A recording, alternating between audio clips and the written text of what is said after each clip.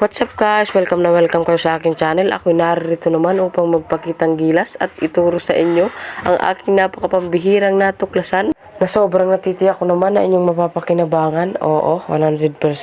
Lalong-lalo na ngayon napakadalas bumisita na sa atin ang mga bagyo, ang pagkawala ng kuryente at pagkaubusan ng mga gas. Ito na ang numero 1 solusyon dyan.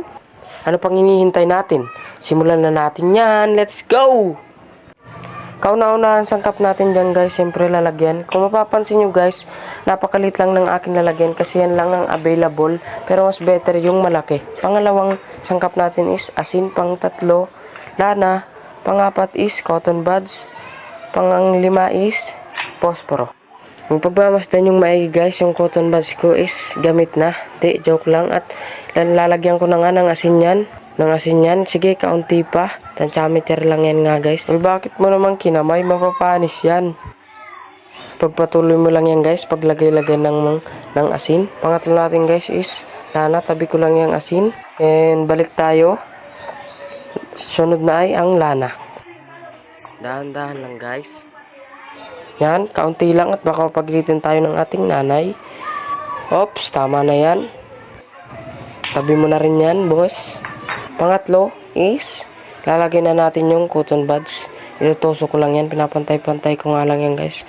Itutusok ko na yung cotton buds. Yan. And pangapat natin guys is last but not the least, sisindihan na natin yan ng posporo. Yan, dito na natin malalaman kung ito ba ay real o pake. Oops, 1, 2. Ay, wait lang pala, may nalimutan pa pala ako. Lalagyan pa pala natin yan ng lana.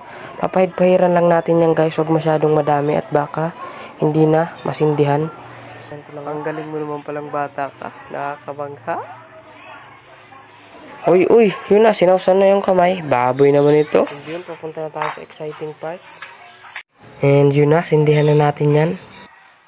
Uy, sinawsaw pa yung kamay sa lana at pinahid pa nga.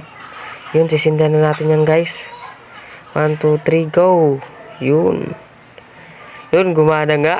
Subukan mo nga yan guys kung gustong matuwa sa yung nanay mo. Diba ang galing ko? Yun, patay natin yung ilaw at isarado natin yung pinto. Tayo yung magaluto.